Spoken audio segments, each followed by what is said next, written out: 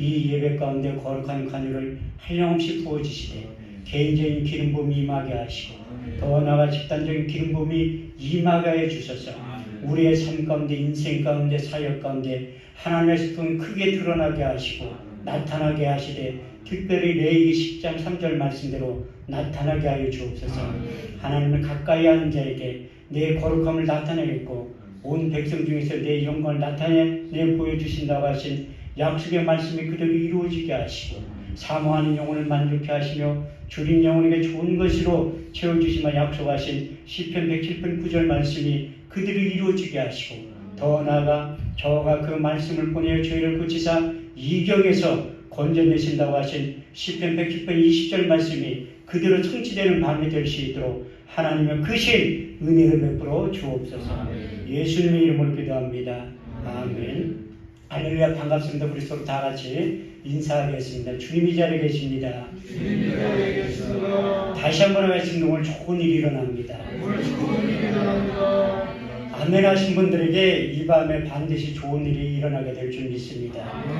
지금 아멘 하신 분들의 더 큰 은혜가 임하게 될 줄 믿습니다.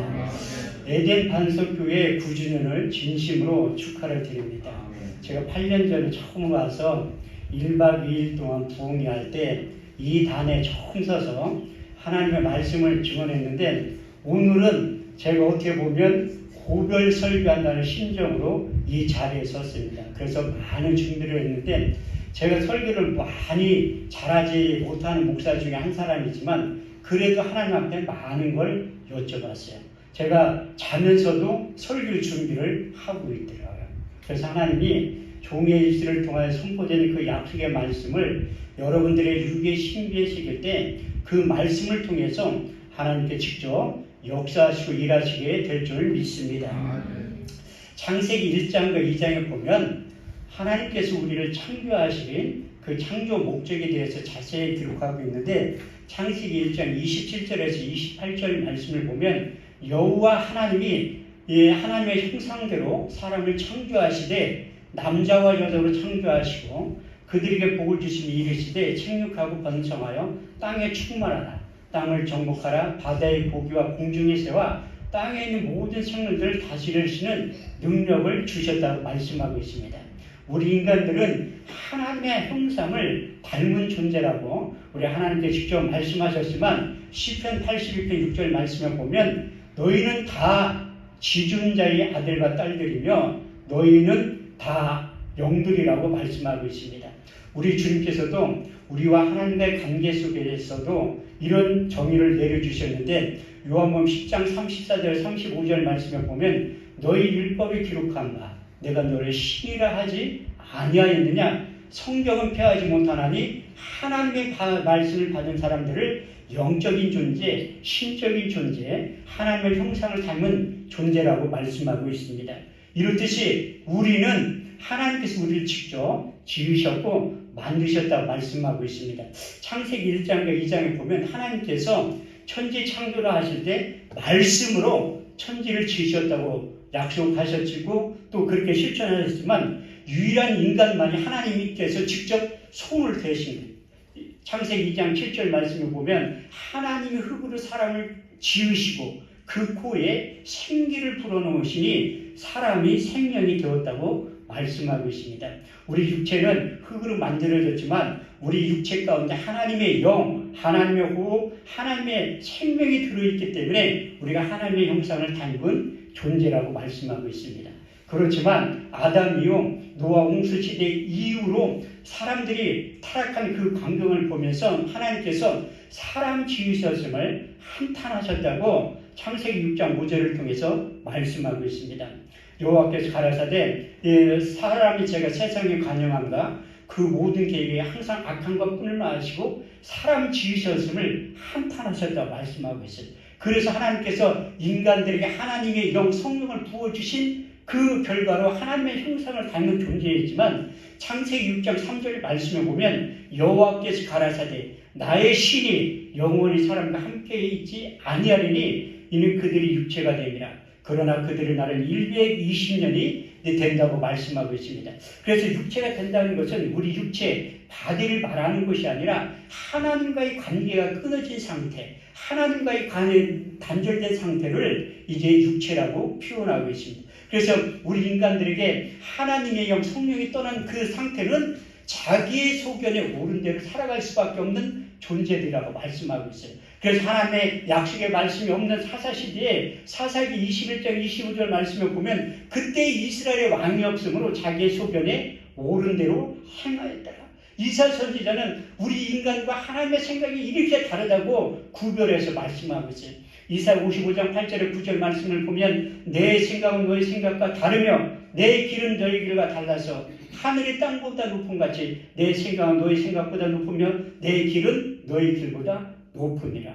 그래서 하나님의 영이 떠난 인간들의 존재는 자기의 소견에 옳은 대로 살아갈 수밖에 없는, 죽음을 눈앞에 두고 살아갈 수밖에 없는 그 존재이지만, 하나님께서 인간들이 나의 영에 영원히 사람 함께 있지 않겠다고 다짐하셨지만, 그래도 하나님이 우리 인간들을 불쌍히 여겨주셔서 하나님께서 예비해 놓으신 성령을 보내주신다고 약속하셨어요. 그분이 오셔야지만 우리가 회복되고 치유되고 살아나는 놀라운 역사가 나타나기 때문에 하나님께서 우리를 불쌍히 여겨주시고 은혜를 베풀어 주신 거예요. 그래서 사도 바울은 로마서 8장 11절 말씀을 보면 예수를 죽은 자 가운데 살리신 이의 영이 너희 안에 거하시면 그리스도를 죽은 자 가운데 살리신 이가 너희 안에 계신 그의 영으로 말미암아 너희 죽을 몸도 살리시리라.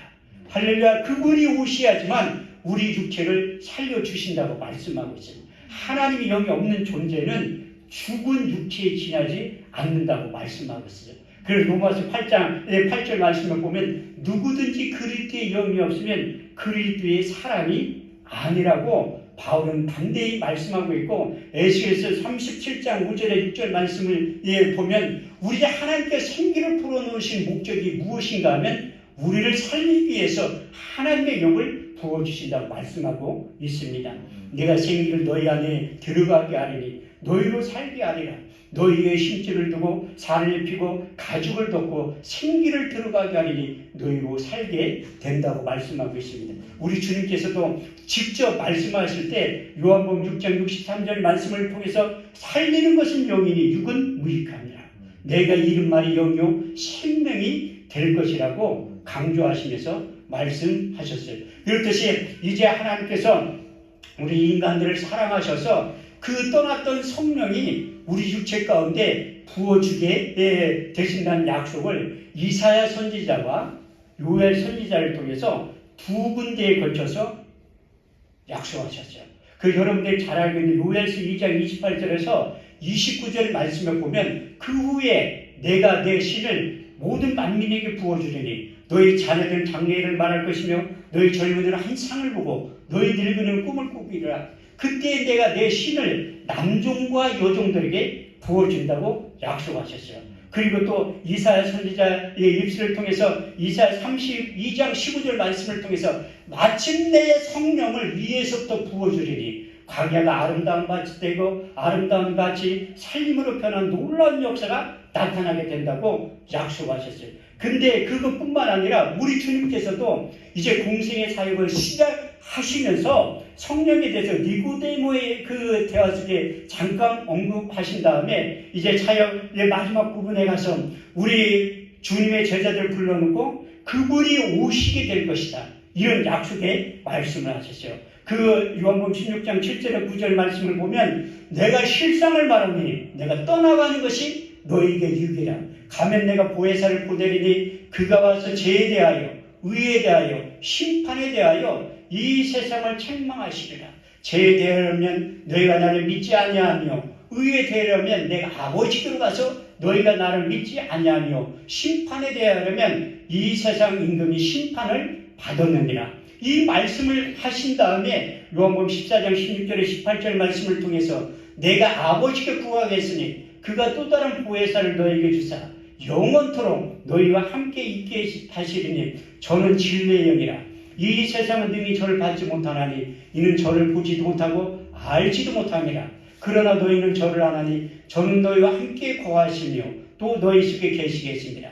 내가 너희를 고아와 같이 버려두지 아니하고 너에게 다시 오시겠다고 말씀하신 다음에 세 번째 요한복음 14장 26절 말씀을 통해서 그분이 오셔야지만 나에 대해서 정확하게 가르쳐 주실 것이고 내가 한 말을 생각나게 하실 것이라.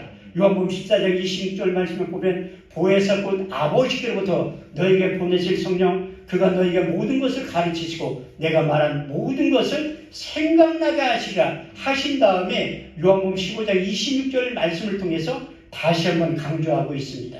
아버지께로부터 너에게 보낼 보혜사 곧 아버지께로부터 나오신 진리의 성령이 오실 때 그가 나를 증거하실 것이요.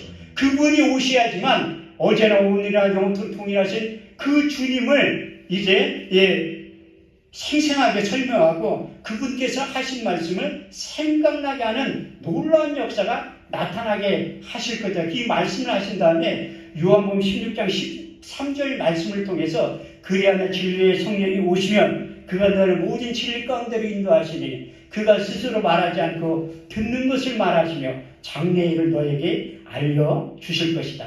이렇게 말씀하신 다음에 우리 주님께서 십자가 사건을 통해서 죽은 다음에 부활하셔서 이 땅에 40일 동안 계신 다음에 이제 다시 한번 그 성령이 오게 될 것이다. 이런 언약의 말씀을 또 하신 거예요. 그 사도행전 1장 3절에서 8절 말씀을 보면 해 받으신 후에 친히 40일 나타나사 40일 동안 저에게 보이시며 하나님 나라에 대해서 말씀하시니라. 사도와 같이 모이사 저에게 분바에 가라사대 예루살렘을 떠나지 말고 내게 들은 바 아버지의 약속하신 것을 기다려라. 요한은 물로 세례를 베풀었으나 너희는 몇 날에 목되어 성령으로 세례를 받게 될 것이라. 저희가 모였을 때 예수께 여짜와 가로되 주께서 이스라엘 회복하시니 이때니까 예수께서 가라사대 때와 기한은 아버지의 자기의 권한에 주셨으니 너희 알 바 아니요 오직 성령이 너희에게 임하시면 너희가 권능을 받고 예루살렘과 온 유대와 사마리아 땅끝까지 이르러 내 증인이 될 것이다. 이 말씀을 하신 다음에 감람산을 승천하신 다음에 이제 그 말씀을 들었던 그 500명의 제자들이 이제 마가의 다락방까지 내려오면서 다 도망가고 380명은 도망가고 120명이 모여서 마음을 같이 전혀 기도에 힘썼을 때 오는 본문 말씀이 그대로 이루어진 거예요. 그래서 하나님께서 성경을 통해서 약속하신 그 말씀은 하나님의 때에 하나님의 방법으로 반드시 이루어진다고 시편 89편 34절은 이렇게 말씀하고 있습니다. 내 언약을 파하지 아니하고 내 입술에서 낸 것도 변치 아니하리라. 민수기 23장 29절 말씀을 보면 여호와는 인생이 아니시니 거짓말을 하지 아니하시고 인자가 아니시니 후회가 없으시도다. 어찌 말씀하신 말을 행치 아니하시고 하신 말씀을 실행치 아니하시랴. 할렐루야. 이렇듯이 하나님께서 선지자를 통해서 우리 주님께서 약속하신 그 언약의 말씀이 하나님의 때에 정확하게 오순절의 성령 강림이 이루어져야 된 거예요. 그래서 오늘 본문 말씀을 보면 오순절날이 이미 이름에 저희가 다 같이 한 곳에 모였더니 호련히 하늘로부터 급하고 강한 바람 같은 소리가 있어 저희 앉은 온 집에 가득하며 불의 같이 갈라진 것이 저에게 보여 각 사람 위에 임하였더니 저희가 다 성령의 충만을 받고 성령이 말하게 하심을 따라 다른 방언으로 말하기 시작하니라. 그때 경건한 유대인들이 천하 각국을 도와서 예루살렘에 우거하더니 이 소리가 나는 큰 무리가 모여 소동하여 가로다. 보라, 이 말하는 사람들이 갈릴리 사람들이 아니냐. 우리의 각 사람이 남은 방언으로 듣게 되니 어찌 됨이뇨. 우리는 다 바데인가 메데인가 엘렘이가 메소포타미아 본도와 아시아, 브리길리아, 밤빌리아, 애국과 및 쿠레네에 가까운 리비아 여러 지방에 사는 사람들과 로마로부터 나그네 유대인과 유대교에 들어온 사람들과 그레데인과 아라비아인들이라 우리의 각 사람의 남곳 방언으로 하나님의 큰 일을 말함을 듣는도다.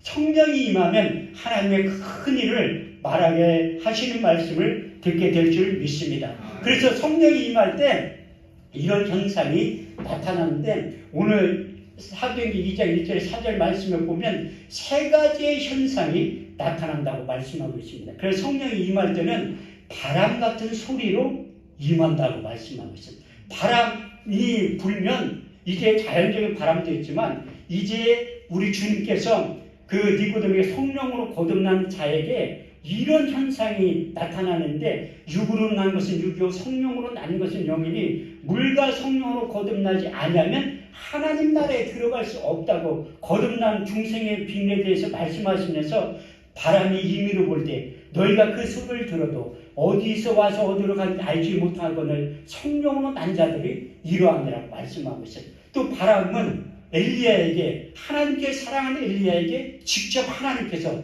나타나셨어요.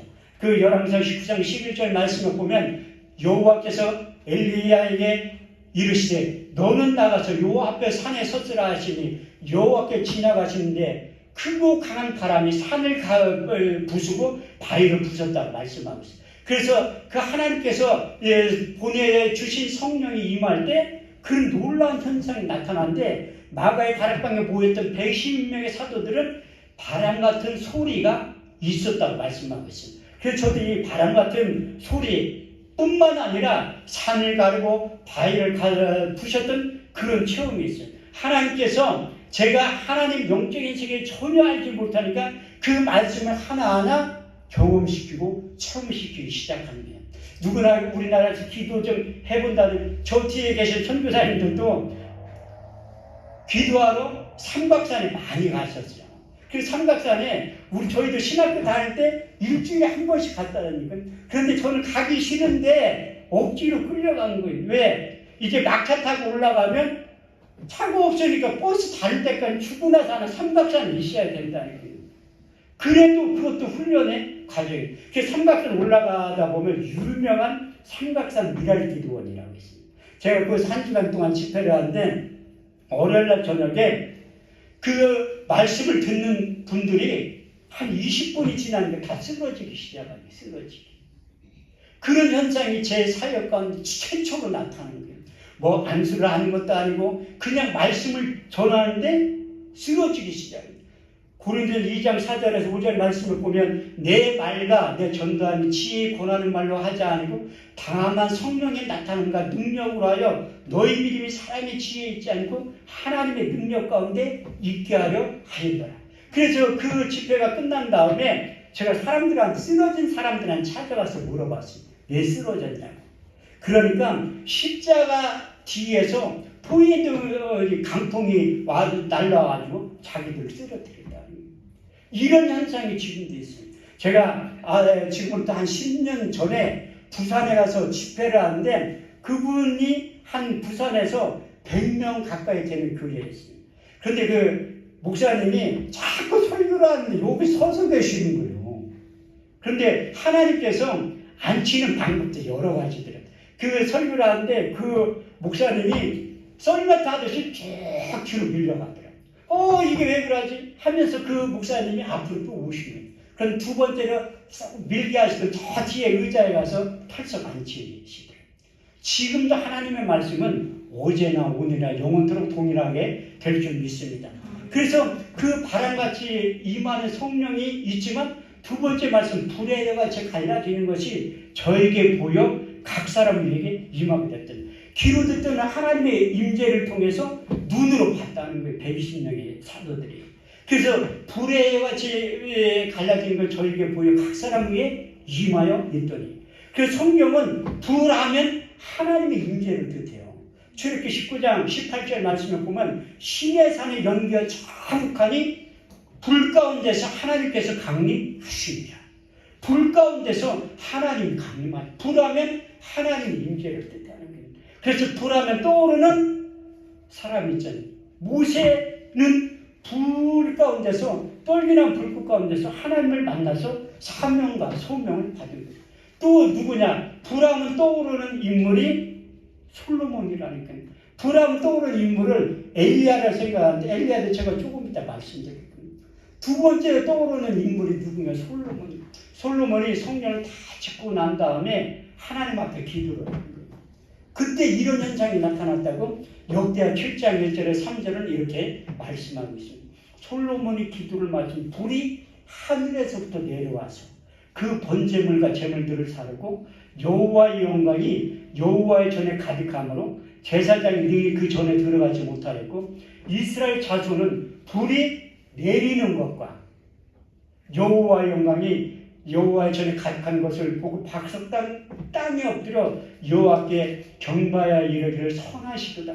그 감사함이 영원히 있다고 고백하고 있습니다. 그렇듯이 솔로몬이 기도할 때 그 모든 이스라엘 백성들 불이 내리는 것을 봤다고 말씀하고 있습니다. 또 세 번째, 불의 사자하면 엘리야잖아요. 그 갈멜산에서 이방인 선지자들하고 종교 대결을 펼친 거예요. 저도 이제 갈멜산에 가봤는데 여기 초등학교 있죠. 운동장 만에 산꼭대기가. 그런데 이제 이방신 850명 무당들이 모여있다가 한번 생각을 해보세요. 그 사람들 우리나라 말로 표현한 무당이라는 이방 선지자들이니까. 그때 엘리야가 담대히 이렇게 선포합니다. 이방 선지자 850명 앞에 엘리야 한 사람이 담대하게 이렇게 외치요. 열왕기상 18장 24절 말씀을 보면 너희는 너의 신의 이름을 부르라. 나는 여호와의 이름을 부르리니 이에 불러 응답하는 신 그분이 참 하나님이라고. 저도 대전에 아주 유명한 무당 출신들이 다 계룡산 출신들이에요. 우리나라 유명한 무당을 배출한 산이 태백산이 있어요. 그 다음에 계룡산. 제가 이제 자연 대신방 할 때 태백산에 청량리역에 밤 12시 차를 타고 태백산에 혼자 올라간 거예요. 태백역에 내려가지고 택시 타고 태백산 입구까지 가서 올라가니까 그 천재단에서 무당 2명이 기도를 하고 있더라고요. 그때 내가 정확하게 올라가니까 5시 안 돼서 새벽 5시. 그때 제가 깜짝 놀라는 거예요. 그 천재단 바로 밑에 큰 절이 있어요. 그 산꼭대기에. 거기에서 무당들이 기도하는 모습을 보고 제가 깜짝 놀라요. 무당들도 저렇게 기도하고 있잖아요. 그 모습을 보게 돼요. 제가 동학사 입구에 보면 김대수 목사님이 대전 아름다운 기도원을 세운 거예요. 그래서 제가 3년 전에 설교하러 오라고 해서 갔는데 그 전두환 대통령 때 그 동학사 들어간 입구에 붓땅이 상당히 많았어요. 그런데 이제 전두환 대통령이 다 붓땅을 폐쇄를 시킨 거예요. 그런데 딱 4개가 남았더라고요. 제가 일찍 가서 보니까 깽가리 소리가 나는 거예요. 그래서 제가 가본 거예요. 설교하기 전에 보니까 붓땅이 있더라고요. 제가 올해도 그 아름다운 기도원 갔다 왔는데 가서 보니까 또 구슬하고 위에서는 무당들이 구슬하고 밑에서는 집회를 하고 있는 기도원에서. 그하고 마찬가지예요. 내 종교대를 할 때 이방인 선지자들 앞에서 이제 엘리야가 담대히 너희는 너희 신의 이름을 부르라. 나는 여호와의 이름을 부르니 이에 불러 응답하는 신 그가 참 하나님. 그래서 이방 선지자들이 먼저 850명이 무당들이 굿한다고 한번 생각을 해요. 그게 상상을 한번 해보시라고. 85명도 많은 거예요. 850명이 굿을 한다고 한번 생각해 보시라고. 근데 아무리 몸을 칼로 긁고 해도 불이 내리지 않아요. 가짜는 그때 드러나게 되는 거예요. 그때 엘리야가 응답하소서 짧게 기도한 거예요. 그 재물에 그 물을 흠뻑 적신 거예요. 제단에. 그때 엘리야가 기도할 때 응답하소서 이 기도 한마디 하는 거예요. 그때 열왕기상 18장 38절 말씀을 보면 불이 하늘에서부터 내려 그 번제물과 나무와 흙과 돌을 태우고 도랑이물을 핥았다고 말씀하고 있습니다. 이렇듯이 불하면 하나님의 임재를 떠오릅니다. 그 세례요한도 이렇게 말씀을 해요. 설교할 때. 마태복음 3장 11절에서 12절 말씀을 보면 나는 회개케 하기 위해서 너에게 물로 세례를 주거니와 내 뒤에 오시는 나보다 능력이 더 많으신데 나는 몸을 굽혀 그의 신들매를 풀기도 감당치 못하겠느냐. 그는 성령과 불로 너에게 세를 주실 것이요 손에 키를 잡고 닭이의 타작마당을 정하게 해서 알곡과 곡간에 들이고 쭉정이를 꺼지지 않는 불에 태우신다고 말씀하고 있어요. 우리 주님도 불을 던져 오셨다고 누가복음 4장 49절을 통해서 이렇게 말씀하고 있습니다. 내가 불을 던지러 왔느니 이미 이 불이 붙었으면 내가 무엇을 원하는가. 그래서 불하면 저에게 하나님께서 직접적으로 체험시킨 사건이 여러 가지가 있지만 그 대표적으로 제가 한 가지만 강정을 하려고 해요. 그가 제가 성남에서 목회를 하다 신림동을 내려와서 그때는 의자가 없으니까 그냥 바닥에서 내 방석 깔아놓고 예배를 들을 때인데 주일날에도 그 설교가 끝난 다음에 통성기도를 많이 한 거예요. 방언기. 그때 지나가다가 어떤 여자분이 들어오신 거예요. 들어와서 예배에 참석하는데 그 통성기도를 막 하는데 서서 막 기도를 하시다. 그럼 팍 쓰러진 거예요. 그 일어나더니 막 기도를 하더니 팍 쓰러진 거예요. 그 끝나고 나가지고 제가 물어봤어요. 궁금해. 왜 쓰러졌냐고. 그랬더니 목사님 손에서 이렇게 손을 들고 기도를 하는데 불이 나가지고 자기가 맞아가 2번이나 쓰러졌다는 거예요. 그래서 내가 어떻게 오셨냐니까 자기가 중국 선교사인데 겨울에 두만강 지역에 있어 너무 추워가지고 살에 얼음이 배긴 병이 들었다고 하더라고요. 너무 추워가지고. 그래서 한국에 와서 병원에 치료받으려고 하는데 고치지 못했다. 그래서 며칠 있으면 들어가야 되는데 하나님이 지나가다가 세 사람 승부에 문을 들고 들어가서 예배에 참석하게 만드셨다는 거예요. 그러면서 기도를 해주려고 하더라고요. 그래서 제가 그때는 목회한 지 얼마 안 됐을 때라 같은 목사끼리 무슨 기도냐고 그냥 혼자 하면 되지. 그래도 기도를 해달라는 거예요. 간절합니다. 그걸 간절히 안수기도를 하는데 그분이 쓰러지더니 막 떼굴떼굴 굴러다니면서 덥다고 하더라고요. 나는 그런 모습을 동춘 섞어서 어렸을 때 할 때 그때 굴러다니면서 섞어서 단원들이 할 때 보고 처음 봤다는 거예요. 막 떼굴떼굴 굴러다니는 거 그럼 막 덥다고 막 옷을 벗으려고 하더라고요. 그분이 남자 같으면 다 벗게 됐는데 여자이기 때문에 벗지 못하더라고요. 그리고 일어나더니 사실 자기가 그분 이름도 잊어먹지 않아요. 진숙녀 선교사님이라고. 그래서 사역 가운데 하나님께서 고쳐주시다는 확실히 믿는다는 나에게 이런 능력이 있구나. 그분은 영적인 안목이 열어져서 저를 통해 하나님께 일하시는 것을 눈으로 보게 된 거예요. 아니 제 손에서 무슨 불이 나가겠어요. 그것도 한 번도 아니고 2번이나. 근데 하나님께서 그 하나님의 방법대로 치유하기 위해서 우리 교회에 방문해서 주일날 예배를 드리게 만드신 거예요. 그래서 하나님의 시간표에는 우연이라는 게 없어요.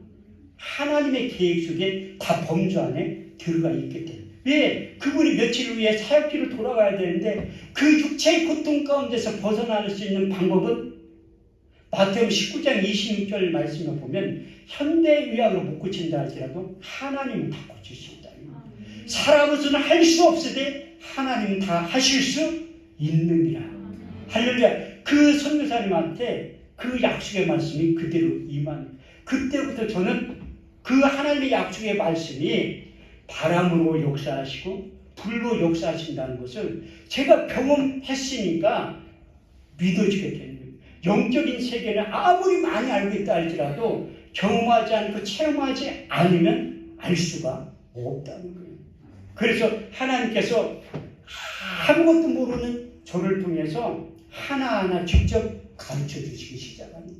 요한일서 2장 20절 말씀을 보면 너희는 거룩한 자의 기름 부음을 받고 모든 것을 알게 된다는 거예요. 요한일서 2장 27절 말씀을 보면 너희는 주께 받은 바 기름 부음이 너희 안에 거하니 아무도 너희를 가르칠 필요가 없고 오직 그에게 모든 것을 가르치며 예수께서 너와 함께 계시는 것을 알게 된다는 거예요. 사도 바울은 예수님과 동시대에 살았지만 예수님의 제자들처럼 직접 가르침을 받지 않았어요. 그렇지만 누구보다도 예수님에 대해서 자세히 알고 있었잖아요. 그 이유가 무엇일까요? 영으로 찾아오신 하나님의 성령이 직접 가르치기 시작합니다. 다메섹 도상에서 그는 인격적으로 주님을 만난 거예요. 그는 모세의 율법과 선지자의 글과 시편에 등통했지만 우리 주님을 이론과 지식으로만 알고 있었던 거예요. 인격적으로 만난 다음에 당신이 누구십니까? 물어볼 때 내가 핍박한 예수라고 말씀하신 다음에 요한복음 14장 26절 말씀대로 예수님에 대해서 정확하게 가르쳐주기 시작하고 예수님이 제자에게 하셨던 공생애 때 하셨던 그 설교 말씀을 다 생각나게 하십니다. 그래서 그 사도 바울이 변해서 새 사람이 되었다고 말씀하고 있습니다. 우리가 외적인 것, 바람 같은 성령, 불 같은 성령도 중요하지만 궁극적으로 바람 같은 성령을 보내주시고 불 같은 성령을 보내주신 이유가 무엇인가 하면 사도행전 2장 4절 말씀대로 저희가 다 성령의 충만을 받고 성령이 말하게 하심을 따라 다른 방언으로 말하기 시작합니다. 요즘 현대의 성령은 다른 언어로 말하기 시작한다. 마태복음 12장 34절 말씀을 보면 마음에 가득한 것을 입으로 말하는 거예요. 마음속에 사도 바울이 많은 말씀이 저장되어 있기 때문에 갈 때마다 복음을 전하고 증거했다 말씀합니다. 근데 사도 바울은 하나님의 말씀을 전하면 전할수록 증거하면 증거할수록 제약된 그의 본성이 드러나게 되었다고 말씀하고 있습니다. 내 사역 초창기에 나를 본받으라고 했지만 마지막 사역에 가서는 나는 죄인 중에 괴수라고 고백한다면서 자기가 알고 있는 모든 지식은 배설물처럼 여기며 내가 예수 그리스도를 아는 지식이 가장 고귀하고 소중하다고 그는 간증하고 있습니다. 이런 뜻이 하나님 앞에 가면 갈수록 많은 그 죄성이 드러나게 되는 거예요. 그러면서 그가 그 로마서를 기록할 때가 이제 다메섹 도상에서 우리 주님을 만난 다음에 아라비아 강야에 3년이 있다가 고향 다소에서 7년 있다가 1차 전도에 2차 전도에 3차 전도 여행을 마치면 딱 18년의 시간이 지난 다음에 이렇게 고백을 해요. 로마서 7장 21절에서 25절 말씀을 보면 내가 한 가지 법을 깨달았노니 선을 행하기 원하는 나에게 항상 악이 항상 함께 있는 것을 보는구나. 내 속사람들은 하나님의 법을 즐거워하되 내 지체 속에 있는 또 다른 법이 내 마음의 법과 싸워 내 지체 속에 있는 제법 아래로 사로잡아 오는 것을 보는구나. 오라 나는 공부한 사람이로다. 이 사망의 몸에서 누가 나를 건져내라. 내가 마음으로 하나님의 법을 육신은 제법을 섬길 수밖에 없다고 고백하면서 로마서 8장 5절에서 6절 7절 말씀을 통해서 육신을 쫓는 자는 육신의 일을 영을 쫓는 자는 영의 일을 생각하나니 육신의 생각은 사망이요 영의 생각은 생명과 평안이라. 육신의 생각은 하나님과 원수가 되나니 이는 하나님의 법에 불복하지 않을 뿐 아니라 할 수도 없느니라. 육신에 있는 자들은 하나님을 기쁘시게 할 수 없느니라. 너희 가운데 하나님의 영이 거하시면 너희가 육신에 있지 않고 영에 있나니 누구든지 그리스도의 영이 없으면 그리스도의 사람이 아니라고 고백하면서 이것을 육체의 수를 극복할 수 있는 방법은 이 한 가지 방법밖에 없다고 제시를 하는데 갈라디아서 5장 16절에 18절 말씀이 해답이 담겨 있다고 그는 고백하고 있습니다. 성령을 쫓아 행하라. 그래야 육체의 욕심을 이루지 아니하느니 육체의 수욕은 성령의 수욕을 거스르고 성령의 수욕은 육체의 수욕을 거스르니 이 둘이 대적하면 너희가 원하는 것을 하지 못하게 하느니라. 그래서 우리 육체 가운데 하나님의 성령을 보내주신 이유가 무엇인가 하면 성령을 통해서 우리를 살리기 위해서 성령을 보내주시고 우리의 이 육체 가운데 생명을 부어주시기 위해서 성령을 부어주시고 하나님과 동일한 마음, 일치한 마음을 주시기 위해서 성령을 보내주셨다고 말씀하고 있습니다.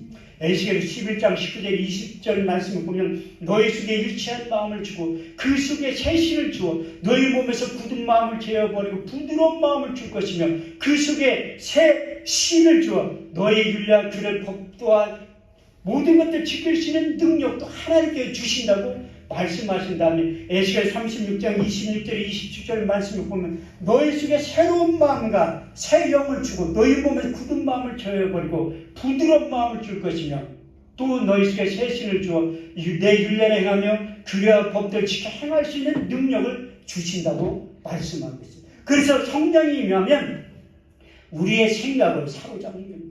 그 하나님 앞에 가득면 갈수록 사도 바울은 고린도후서 10장 3차 전도여행을 마치고 로마서 고린도전서를 쓴 다음에 고린도후서를 기록하면서 이렇게 고백을 해요. 고린도후서 10장 4절에서 5절 말씀을 보면 우리의 싸우는 병기는 육체에 속한 것이 아니라 하나님 앞에 견고한 진을 파하는 강력이라. 모든 이론을 파하고 하나님 아는 것을 대적하여 높아진 모든 것을 다 패고 우리의 생각을 사로잡아 그리스도께 복종케 하려 하시니라. 우리의 마음 가운데는 완악한 마음, 단단한 마음, 그 굳은 마음이 있어서 하나님의 생각을 따라가지 못하게 된다고 말씀합니다. 어제 공목사님이 기도원에 설교할 때 십계명 율법 613가지 우리는 지킬 수가 없어요. 십계명도 못 지키는데 우리가 어떻게 그걸 지킨다는 거예요. 그래서 그 율법 613가지가 무엇인가 하면 하지 말라는 게 365개, 하라는 거 248개예요. 우리가 하나님의 영으로 감동되지 못하고 충만하지 못하면 하지 말라는 것을 하려고 하고 하려고 하는 것을 안 하려고 한다는 거예요. 그래서 사도 바울이 이 골로새 3장 10절을 통해서 이렇게 고백해요. 새 사람을 입었으니 자기를 창조하신 자 형상을 쫓아 지식에까지 새롭게 함을 받아야 된다고 말씀하고 있어요. 그래서 성령이 들어오시면 우리 마음 가운데 하나님의 생각을 부어주시는 거예요. 하나님의 뜻을 부어주시고 예수님의 말씀을 생각나게 하시는 거예요. 육체의 소유욕을 이길 수 있는 방법도 하나님께서 제시해 주신다는 거예요. 사도 바울은 많은 사역을 감당할 때 하나님이 원하는 대로 요구하는 대로 복음을 전할 때 놀라운 역사가 나타났어요. 근데 바울이 방문하는 곳마다 교회가 다 세워졌어요. 근데 단 한 곳 교회가 세워지지 못한 곳이 있어요. 그리스도 아덴 지역에서는 성령으로 말하게 하심을 따라 복음을 전하는 것이 아니라 그 철학자들과 변론했다고 성경은 말씀하고 있어요. 사도행전에 보면 그때 그리스도 아덴 지역에서만 교회가 딱 세워지지 못한다면서 그가 철저히 해결하면서 고린도 전서 2장을 기록해요. 형제들아 내가 너희 가운데 나아가 하나님의 증거를 전할 때 말과 지혜의 아름다운 것을 하지 아니하노니 내가 오직 그리스도와 그의 십자가에 죽으신 것 외에는 아무것도 알지 아니하기로 작정하였습니다. 내가 너희 가운데 거할 때 약함에 두려워하며 심히 떨어노라. 내 말과 내 전도함이 지혜에 권하는 말로 하지 아니하고 다만 성령의 나타남과 능력으로 하여 너희 믿음이 사람의 지혜에 있지 아니하고 하나님의 능력 가운데 있게 하려 하였노라. 그러나 우리가 온전한 자들 중에서 이 지혜를 말하니 이 지혜는 이 세상의 지혜가 아니요 이 세상에 없어질 간원들의 지혜가 아니요 오직 비밀한 가운데 있는 하나님의 지혜를 말하는 것인데 곧 감추었던 것인데 하나님이 우리의 영광을 위하사 만세전에 미리 정하신 것이라. 이 지혜는 이 세대에 관한 하나도 알지 못하나니 만을 알았더라면 영광의 주로 십자가에 못 박지 아니하였으리라. 기록된 바 하나님을 자기를 사랑하는 자를 위하여 얘기하신 모든 것은 눈으로 보지 못하며 귀로도 듣지 못하며 또 마음으로 생각지 못하였던 것 같으나 오직 성령으로 이것을 너에게 보이셨으니 성령은 모든 것 곧 하나님의 깊은 것이라도 통달하시느니라. 사람의 사정을 사람 속에 있는 영에는 누가 알리요 이와 같이 하나님의 사정도 하나님의 영 외에는 알지 못하느니라. 우리가 세상의 영을 받지 아니하고 아버지께로부터 온 영을 받았으니 이는 우리로 하여금 하나님께서 은혜로 주신 것들을 알게 하려 하시느니라. 우리가 이것을 말하거니와 세상이 가르치는 말로 하지 아니하고 오직 성령의 가르치신 것으로 하니 신령한 것은 신령한 것으로 분별하느니라. 육에 속한 사람은 하나님의 성령의 일을 받지 아니하나니 저에겐 미련하게 보이며 또 깨닫지도 못하나니 이런 일은 영적으로 해야 분별하느니라. 신령한 자는 모든 것을 판단하나 자기는 아무에게도 판단을 받지 아니하니라. 1절부터 15절 말씀으로 성령을 통해서 맡겨진 사명을 감당해야 된다고 고백하면서 16절에 이렇게 말씀하고 있습니다. 누가 주의 마음을 알아서 주를 가르치기를 원하겠느냐? 누가 주의 마음을 알아서 주를 가르치기를 원하겠느냐? 내가 그리스도의 마음을 가졌느니라. 사도 바울은 누구보다도 그리스도의 마음을 갖기를 원했습니다. 그래서 빌보서 2장 5절 말씀을 통해서 너희 안에 이 마음을 품으라. 곧 그리스도의 예수의 마음이니. 그 예수의 마음을 품기 위해서는 하나님의 영으로 감동되지 않고서는 결코 예수의 마음을 품을 수 없다고 말씀합니다. 사도 바울 모세의 글과 선지자의 글과 시편에 능통했다고 제가 조금 전에 말씀드렸습니다. 사무엘상 10장 6절 말씀을 보면 내게는 여호와의 영이 크게 임하더니 너도 그들과 함께 예언을 하고 변하여 새 사람이 되리라. 하나님의 영이 임하면 예언을 하고 변하여 새 사람이 되리라. 그 예언하는 것이 하나님의 영으로 감동된 자들에게 나타난 현상 중에 한 가지라고 말씀하고 있습니다. 그래서 민수기 11장 25절 말씀에 보면 모세에게 임하신 신을 70인 장로에 임하게 하시니 신이 임하신 후에 그들이 예언을 하게 된다는 겁니다. 그 사도행전 2장 18절 19절 말씀에도 그 위에 내가 내 영을 남종과 여종들에게 부어주리니 너희 젊은이는 환상을 보고 너희 늙은이는 꿈을 꾸리라. 그때 내가 내 영을 남종과 여종들에게 부어주니 그들이 예언을 하고 그 예언이 성경 전체 31,173절을 벗어나지 않는다는 거예요. 하나님과 동일한 마음, 일치한 마음을 하면 우리 주님께서도 복음을 전할 때 나는 내 말을 하는 것이 아니라 하나님 아버지의 말씀을 한다는 거예요. 그때 하나님의 사람들이 회복되고 치유된 놀라운 역사가 나타나기 시작합니다. 요한복음 6장 68절 말씀에 보면 우리 주님께서 제자들에게 너희도 떠나가겠느냐 할 때 그때 제자들에게 우리 주님이 하신 말씀이 영생의 말씀이 주께 있사오니 우리가 어디로 가오리까. 그래서 우리가 하나님의 영을 보내주신 이유가 무엇인가 하면 우리가 하나님이 호흡을 통해서 치유되고 회복되는 영의 사람은 탈바꿈 되기 위해서 성령을 보내주셨다고 말씀하고 있습니다. 성경은 딱 두 군데 하나님의 호흡에 대해서 말씀합니다. 첫 번째는 창세기 2장 7절 말씀을 보면 여호와 하나님 흙으로 사람을 지으시고 그 구에 생기를 불어넣으신 사람이 생명이 되었다고 말씀하고 있습니다. 하나님이신 예수님께서 두 번째 우리가 육체 가운데 성령을 부어주시면서 새로운 창조 행위가 일어나게 된다고 말씀하고 있습니다. 요한복음 20장 21절에 22절 말씀을 보면 너에게 평강이 있을지어다. 아버지께서 나를 보내신 것 같이 나도 너희를 보내느라. 이 말씀을 하시며 저희를 향하며 숨을 내쉬며 가라사대 성령을 받으라. 나의 영을 받으라. 나의 숨을 받으라고 외치시는 그만큼 우리가 성령이 임하지 않고서는 하나님의 약속의 말씀대로 믿음으로 순종하며 나아갈 수 없다고 말씀하고 있습니다. 그래서 사도 바울이 에베소 4장 21절에서 24절 말씀을 보면 진리가 예수 안에 있는 것 같이 과연 그에게서 진리의 말씀을 들었을 때 너희는 유혹의 욕심을 따라 썩어가는 구습을 벗어버리고 심령으로 새롭게 되어 하나님을 따라 의와 진리와 거룩함으로 지으심을 입은 새 사람을 입으라고 말씀하십니다. 내 노력과 신념으로 거룩하게 되는 것 육체의 한계에 부딪히면 우리 주님의 제자들처럼 예수님을 다 부인하고 떠나듯이 우리도 떠날 수밖에 없다는 거예요. 그렇지만 하나님의 영으로 감동되고 충만하면 대제사장, 서기관, 바리새인 앞에서도 자기의 목숨을 내고 담대히 복음을 전파하는 거예요. 사도행전 4장 20절 말씀을 보면 성령 받고 변화된 사도들의 모습에 대해서 내가 보고 들은 것을 전하지 않고서는 견딜 수 없는 뜨거운 마음을 성령 하나님께 주셨다고 말씀하고 있습니다. 여기에 계신 목사님이야 하나님의 성도 여러분, 우리가 하나님의 말씀을 순종하며 그 계명을 지키며 살 수 있는 방법은 하나님의 영을 충만하지 않고서는 육체의 수욕을 이길 수 없다는 거예요. 물질의 소욕을 이길 수 없고 이 세상 물질 문명에 대해서 이길 수 없다는 거예요. 여러분들이 말세 귀한 목사님 만난 거 참 축복이라는 거 인정하셔야 돼요.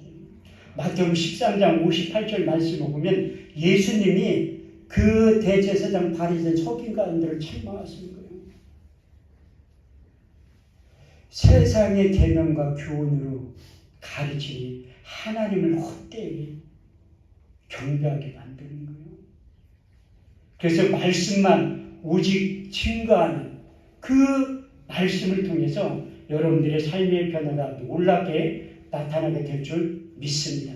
제가 마지막으로 여러분들에게 당부하고 싶은 말씀은 잠언 25장 13절 말씀대로 충성된 사자는 마치 추수하는 날의 얼음냉수 같아서 능히 그 주인의 마음을 시원케 해드린다고 하신 약속의 말씀대로 여러분들의 남은 생애 가운데 하나님의 속을 시원케 드리고 에덴 반석 위에 속을 시원케 드리고 담임 목사님의 속을 시원케 드리는 신앙생활을 하시는 여러분들의 삶이 되기를 원합니다.